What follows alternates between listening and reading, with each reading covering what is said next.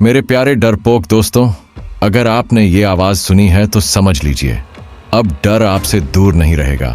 हर रात कुछ नया, कुछ सच्चा और कुछ ऐसा सुनाने आ जाता हूं जिसे सुनने के बाद नींद नहीं आती। तो अगर दिल मजबूत है तो बस एक लाइक कर दीजिए और चैनल को सब्सक्राइब कीजिए, क्योंकि अगली आवाज शायद आपकी ही हो। अंतिम 10 मिनट।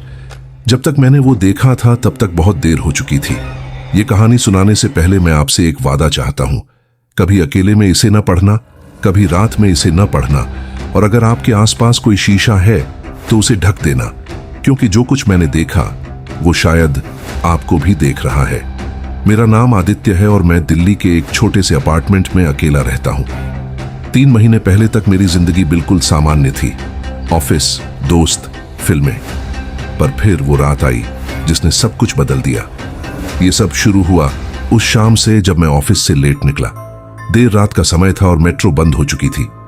बारिश हो रही थी और मैंने ऑटो लेने का फैसला किया। भैया, साकेत जाना है, मैंने एक ऑटो वाले से कहा। ऑटो वाला एक बूढ़ा आदमी था। उसकी आंखों में एक अजीब सी थकान थी। साहब, वो रास्ता अभी रात के समय। क्या हुआ? मैंने पूछा। कुछ नहीं, उसने जल्दी से कहा। चलते हैं। रास्ते में बारिश तेज हो गई। ऑटो वाला एक शॉर्टकट लेने लगा, एक सुनसान सड़क जो पुराने कब्रिस्तान के पास से गुजरती थी। यह रास्ता कहां जा रहा है? मैंने चिंतित होते हुए पूछा। जल्दी पहुंचा दूंगा साहब, उसने कहा, पर उसकी आवाज कांप रही थी। अचानक ओआंटो का इंजन बंद हो गया। बूढ़ा ओआंटो वाला बारिश में ही बाहर कूदा और इंजन को ठूंकने लगा। क्या हुआ? मैंने पूछा। साहब, यहां उतर जाइए। उसकी आवाज में डर साफ झलक रहा था। पर यहां तो सुनसान जगह है, मैंने कहा। उतर जाइए, उसने जोर से कहा। वो आ रही है। कौन आ रही है? मैंने पूछा। पर तभी मैंने देखा सड़क के दूसरी तरफ एक औरत खड़ी थी, सफेद कपड़े पहने, बाल बिखरे हुए। पर सबसे डरावनी बात थी उसकी चाल। वो बिल्कुल सीधी खड़ी थी, मानो कोई मूर्ति हो। ऑटो वाला वहां से भाग गया, मुझे अकेला छोड़कर। मैं हैरान और डरा हुआ सड़क पर खड़ा था। बारिश में भीगते हुए मैंने उस औरत की तरफ देखा। वो अब गायब थी। मैंने अपना फोन निकाला पर नेटवर्क नहीं था। पास में एक पुराना मकान दिखाई दिया, शायद वहां कोई मदद मिल जाए। मकान का दरवाजा टूटा हुआ था, अंदर अंधेरा और सीलन थी। मैंने अपने फोन की टॉर्च जलाई। कोई है? मैंने आवाज दी। कोई जवाब नहीं। पर तभी मैंने एक आवाज सुनी, जैसे कोई धीरे धीरे सांस ले रहा हो। आवाज ऊपर की मंजिल से आ रही थी। मैंने सीढ़ियां चढ़नी शुरू की। हर कदम पर लकड़ी की सीढ़ियां चरचरा रही थीं। ऊपर एक बड़ा कमरा था, बीच में एक बड़ा शीशा था जिस पर कपड़ा पड़ा हुआ था। सांस लेने की आवाज इसी कमरे से आ रही थी। मैंने कपड़ा हटाया। शीशे में मेरा अपना चेहरा दिखाई दिया, पर कुछ अजीब था। मेरी परछाई मेरे साथ नहीं चल रही थी। मैंने हाथ हिलाया। शीशे में मेरी छवि ने हाथ नहीं हिलाया। उसने सिर्फ मुस्कुराया, एक भयानक विकृत मुस्कान के साथ। मैं पीछे हटा। शीशे में मेरी छवि आगे बढ़ी। उसने शीशे के अंदर से दस्तक दी। Knock, knock, knock. मैं वहां से भागा, सीढ़ियां तेजी से उतरा और बाहर आया। बारिश रुक चुकी थी। मैंने पीछे मुड़कर देखा, मकान गायब था। वहां सिर्फ खाली जमीन थी। मैं भागता हुआ मुख्य सड़क पर पहुंचा। किसी तरह एक टैक्सी पकड़ी और घर पहुंचा। घर पहुंचकर मैंने सोचा कि सब ठीक हो गया, पर मैं गलत था। उस रात जब मैं सोने के लिए लेटा तो मैंने फिर वो आवाज सुनी, शीशे से दस्तक की आवाज। आवाज मेरे बेडरूम के अलमारी के शीशे से आ रही थी। मैंने उठकर देखा, शीशे में मेरी छवि फिर वैसी ही थी। वो मुस्कुरा रही थी और उसकी आंखें लाल थीं। तुम कौन हो? मैंने डरते हुए पूछा। मैं तुम हूं, शीशे में मेरी छवि ने कहा, बस थोड़ा अलग। मैंने अलमारी पर कपड़ा डाल दिया, पर आवाजें नहीं रुकी। अगले कुछ दिनों में सब कुछ बदतर होता गया। हर शीशे में वो छवि दिखाई देती, कभी टीवी का स्क्रीन, कभी खिड़की का शीशा, कभी पानी की सतह। मैंने एक मनोवैज्ञानिक से मिलने का फैसला किया। डॉक्टर शर्मा ने मेरी बात सुनी तो गंभीर हो गए। ये कोई सामान्य केस नहीं है, उन्होंने कहा। आप जिस चीज का सामना कर रहे हैं वो दर्पणों की दुनिया की एक एंटिटी है। क्या मतलब? मैंने पूछा। हर शीशे के पीछे एक और दुनिया है, उन्होंने कहा। और कभी कभी उस दुनिया की चीजें हमारी दुनिया में आ जाती हैं। मैं क्या करूं? मैंने पूछा। आपको उस एंटिटी का सामना करना होगा, उन्होंने कहा, पर यह खतरनाक है। अगर आप हार गए तो आप उसकी दुनिया में फंस जाएंगे। उस रात मैंने फैसला किया कि मुझे इसका सामना करना होगा। मैंने अपने बाथरूम का शीशा चुना, सबसे बड़ा और सबसे पुराना शीशा। मैंने मोमबत्तियां जलाईं और शीशे के सामने बैठ गया। आ जाओ, मैंने कहा। तुम मेरी मदद कैसे करोगे? शीशे में मेरी छवि ने पूछा। उसकी आवाज में एक नई उम्मीद थी। मैं नहीं जानता, मैंने कहा, पर हम कोई रास्ता ढूंढ सकते हैं। उसने अपना हाथ बढ़ाया, शीशे की सतह को छूते हुए। अगर तुम मेरा हाथ पकड़ो, शायद मैं बाहर आ सकूं। मेरे अंदर एक चेतावनी बजी। यह खतरनाक हो सकता था, पर मैंने देखा कि उसकी आंखों में सच्ची पीड़ा थी। शायद सदियों से दर्पणों में फंसा होना सच में एक अभिशाप था। हिम्मत करके मैंने अपना हाथ बढ़ाया। जैसे ही मेरी उंगलियां शीशे को छुईं, शीशा पानी की तरह तरल हो गया। मेरा हाथ अंदर चला गया। आओ, उसने कहा और मेरा हाथ पकड़ लिया। उसके स्पर्श में एक अजीब सी ठंडक थी, जैसे बर्फ छू रहा हूं। मैंने अपना हाथ खींचना चाहा, पर वो मजबूती से पकड़े हुए था। डरो मत, उसने कहा, बस आओ मेरी दुनिया में। एक जोरदार खिंचाव महसूस हुआ और अगले ही पल मैं खुद को एक अलग ही दुनिया में पाया।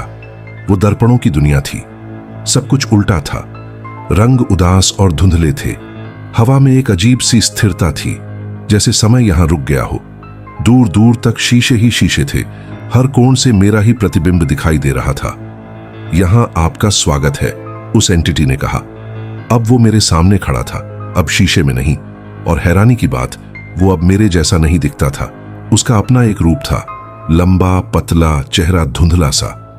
तुम अलग दिख रहे हो, मैंने कहा। यहां मुझे दिखावा करने की जरूरत नहीं, उसने कहा। यहां मैं वही हूं जो सच में हूं। उसने मुझे अपनी दुनिया घुमाई। हर शीशे में अलग अलग समय के दृश्य थे। एक शीशे में मैंने अपना बचपन देखा, दूसरे में कल की घटना, तीसरे में मैंने अपना भविष्य देखा। ये क्या है? मैंने एक शीशे की तरफ इशारा किया जिसमें मैं बूढ़ा हो चुका था, एक व्हील चेयर पर बैठा हुआ। संभावनाएं, उसने कहा। हर शीशे में एक संभावना है। पर तभी मैंने एक अलग शीशा देखा। उसमें मैं नहीं था, बल्कि वो एंटिटी थी, मेरे रूप में, मेरी दुनिया में। और मैं इस दुनिया में फंसा हुआ था। ये क्या है? मैंने डरते हुए पूछा। उसने मुस्कुराया, एक भयानक मुस्कान। वो संभावना जो मैं चाहता हूं। मैंने पीछे हटने की कोशिश की, पर मेरे पैर जम गए। तुमने मुझे धोखा दिया। धोखा? वो हंसा। मैंने तो बस वो किया जो मुझे करना चाहिए था, सदियों से, एक नया शरीर ढूंढना। उसने अपना हाथ बढ़ाया और मेरे चेहरे को छुआ। जहां उसने छुआ, वहां की त्वचा पारदर्शी होने लगी। क्या कर रहे हो? मैं चिल्लाया। तुम्हारा रूप ले रहा हूं, उसने कहा। और तुम मेरा रूप लोगे, यहां, इस दुनिया में, हमेशा के लिए। मैंने भागने की कोशिश की, पर हर तरफ शीशे ही शीशे थे। हर शीशे में मैं अपने आप को भागते हुए देख रहा था, पर कोई रास्ता नहीं था। रुको, मैंने कहा। हम कोई समझौता कर सकते हैं। समझौता? वो हंसा। तुम्हारे पास देने के लिए क्या है? मैं तुम्हें और लोग दिखा सकता हूं, मैंने कहा। तुम मेरे शरीर को ले लो, पर मुझे यहां मत छोड़ो। वो रुका, सोच में पड़ गया। दिलचस्प है, पर नहीं। मैं तुम्हारी दुनिया में जाना चाहता हूं और तुम्हें यहां रहना होगा, यही नियम है। उसने फिर से हमला किया। इस बार उसने मेरे कंधे को पकड़ लिया। एक जलन सी महसूस हुई और मेरा कंधा पारदर्शी हो गया। मैंने देखा कि मेरा शरीर धीरे धीरे गायब हो रहा था। मैं हार मानने वाला था, पर तभी मुझे एक शीशा दिखाई दिया जो अलग था। उसमें डॉक्टर शर्मा दिखाई दे रहे थे, जैसे वो मुझे ढूंढ रहे हों। डॉक्टर, मैं चिल्लाया। मैं यहां हूं। पर आवाज शीशे के पार नहीं जा रही थी। डॉक्टर शर्मा ने कुछ सुना, पर समझ नहीं पाए। एंटिटी ने मेरे पैर पकड़ ली। कोई तुम्हें नहीं सुन सकता, यहां तुम अकेले हो। पर तभी एक चमत्कार हुआ। डॉक्टर शर्मा ने अपना हाथ बढ़ाया और शीशे को छुआ। शीशा हिला। नहीं, एंटिटी चिल्लाई, कोई बाहर से हस्तक्षेप कर रहा है। मैंने अपनी पूरी ताकत से एंटिटी को धक्का दिया। वो हैरान रह गया, शायद इसलिए क्योंकि मैं अभी भी लड़ रहा था। तुम हार मान लो, उसने गुर्राते हुए कहा। कभी नहीं, मैंने कहा। मैंने उस शीशे की तरफ भागा जहां डॉक्टर शर्मा थे। एंटिटी ने मेरा पीछा किया। जैसे ही मैंने शीशे को छुआ, एक चमकदार रोशनी फैल गई। एंटिटी चीखता हुआ पीछे हट गया। आओ, डॉक्टर शर्मा की आवाज सुनाई दी। मैंने खुद को रोशनी में कूदते हुए महसूस किया। एक तेज खिंचाव और फिर अंधेरा। जब मैंने आंखें खोलीं तो खुद को अपने बाथरूम में पाया। डॉक्टर शर्मा मेरे पास खड़े थे। आप ठीक हैं? उन्होंने पूछा। हाँ, शायद, मैंने कहा। पर वो कहाँ है? वाह। 1 महीने तक सब कुछ शांत रहा। मैंने नए घर में शिफ्ट होने का फैसला किया। एक आधुनिक अपार्टमेंट जहां कम से कम शीशे थे। मैंने सोचा शायद अब सब ठीक हो जाएगा, पर मैं गलत था। नए घर में पहली रात मैंने फिर वो आवाज सुनी, दस्तक की आवाज। इस बार वो आवाज दरवाजे से आ रही थी, शीशे से नहीं। मैंने दरवाजा खोला। सामने कोई नहीं था, पर तभी मैंने देखा कि लिविंग रूम की टीवी स्क्रीन पर एक परछाई दिखाई दी। वो एंटिटी वापस आ गई थी और इस बार वो अकेली नहीं थी। टीवी स्क्रीन पर मैंने देखा एंटिटी के पीछे और भी परछाइयां थीं, सैकड़ों की संख्या में। सभी के चेहरे धुंधले, सभी की आंखों में वही पीड़ा और लालसा। तुम वापस आ गए? मैंने कहा। हम सब आए हैं, एंटिटी ने कहा। हम सब तुम्हारी दुनिया में आना चाहते हैं। मैंने टीवी का प्लग निकाला, पर स्क्रीन अभी भी चमक रही थी। एंटिटी ने अपना हाथ बढ़ाया और स्क्रीन से बाहर आने की कोशिश की। मैंने पीछे हटते हुए डॉक्टर शर्मा को फोन किया। वो वापस आ गया है और इस बार अकेला नहीं है। तुरंत वहां से निकलो, डॉक्टर शर्मा ने कहा। मैं तुम्हें एक सुरक्षित जगह लेकर आता हूं। मैंने सामान पैक किया और बाहर निकलने लगा, पर दरवाजे के शीशे में एंटिटी दिखाई दी। तुम नहीं जा सकते, उसने कहा। हमने तुम्हें चुन लिया है। मैंने दरवाजा खोला और भागना शुरू किया। लिफ्ट में मैंने देखा कि लिफ्ट के शीशे में एंटिटी की परछाई मेरे साथ थी। तुम हमें नहीं रोक सकते, उसने कहा। हम हर शीशे में हैं, हर चमकदार सतह में। लिफ्ट से बाहर निकलकर मैंने देखा कि बाहर बारिश हो रही थी और गीली सड़कें शीशे की तरह चमक रही थीं। हर चमकदार सतह पर एंटिटी और उसके साथी दिखाई दे रहे थे।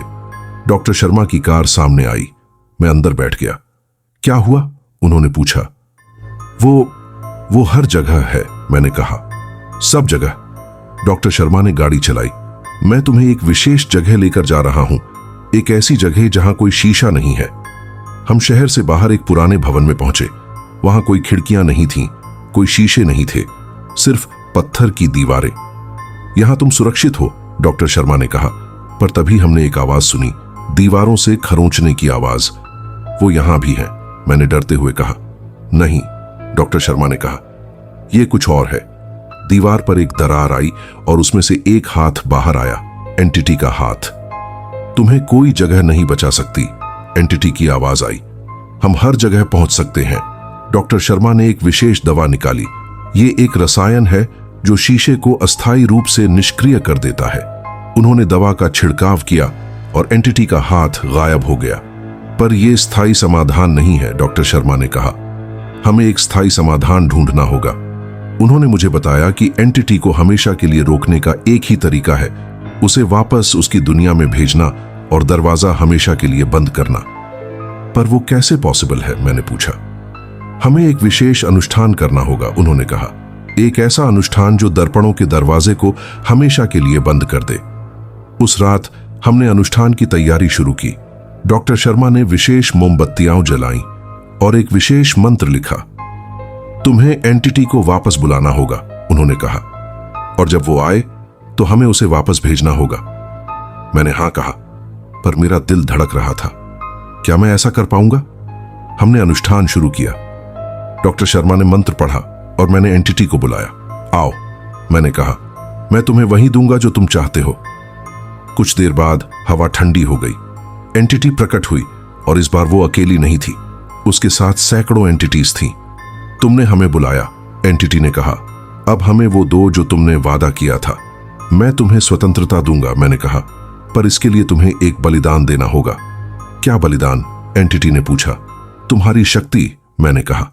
तुम्हें हमेशा के लिए दर्पणों की दुनिया में वापस जाना होगा और कभी वापस नहीं आना होगा। एंटिटी हंसा। और तुम सोचते हो कि हम मान जाएंगे? तुम्हारे पास कोई चारा नहीं है, डॉक्टर शर्मा ने कहा। हमने तुम्हारी दुनिया का दरवाजा बंद कर दिया है। अगर तुम वापस नहीं गए तो तुम हमेशा के लिए नष्ट हो जाओगे। एंटिटीज ने आपस में बातचीत की। फिर मुख्य एंटिटी बोला, ठीक है, हम मानते हैं, पर एक शर्त पर। क्या शर्त? मैंने पूछा। हम में से एक तुम्हारी दुनिया में रह सकता है, उसने कहा। बस एक। मैंने डॉक्टर शर्मा की तरफ देखा। उन्होंने सिर हिलाया। मान लो। ठीक है। मैं हैरानी से डॉक्टर शर्मा को देखता रहा। उनकी आंखें अब पूरी तरह से लाल हो चुकी थीं और उनके चेहरे पर एक अजीब सी मुस्कान थी। तुम कौन हो? मैंने डरते हुए पूछा। मैं वही हूं जिसे तुम डॉक्टर शर्मा समझते थे, उसने कहा, पर अब उसकी आवाज पूरी तरह से बदल चुकी थी। मैं सबसे पहली एंटिटी हूं जिसने इस दुनिया में आने का रास्ता खोजा। मैं पीछे हटने लगा। पर तुमने मेरी मदद की, तुमने मुझे बचाया। बचाया? वो हंसा, एक कर्कश हंसी। मैंने तो बस तुम्हें तैयार किया। तुम्हारी ऊर्जा, तुम्हारा डर, ये सब मेरे लिए जरूरी था। उसने अपना हाथ बढ़ाया और मैंने देखा कि उसकी उंगलियां लंबी और पतली हो रही थीं, जैसे एंटिटी की हो। तुम समझते नहीं हो, उसने कहा। मैं सदियों से इस दुनिया में आने की कोशिश कर रहा था और अब मैं आ गया हूं। मैंने भागने की कोशिश की, पर दरवाजा बंद था, कोई रास्ता नहीं था। डरो मत, उसने कहा। मैं तुम्हें नुकसान नहीं पहुंचाऊंगा, बस तुम्हारी जरूरत है। क्यों? मैंने पूछा। क्योंकि तुम्हारे अंदर अब भी दर्पणों की दुनिया की ऊर्जा है, उसने कहा, और उस ऊर्जा से मैं और एंटिटीज को इस दुनिया में ला सकता हूं। मैंने समझ लिया, मैं सिर्फ एक साधन था, एक पुल जिसके जरिए वो अपनी पूरी दुनिया को इस दुनिया में लाना चाहता था। मैं तुम्हारी मदद नहीं करूंगा, मैंने दृढ़ता से कहा। तुम्हारी मर्जी नहीं है, उसने कहा। तुम्हारे पास कोई विकल्प नहीं है। उसने मेरी तरफ बढ़ना शुरू किया। मैंने पीछे हटते हुए देखा। कमरे में एक छोटा सा शीशा था जिसे हम अनुष्ठान के लिए इस्तेमाल कर रहे थे। एक विचार आया, शायद मैं उल्टा कर सकता हूं।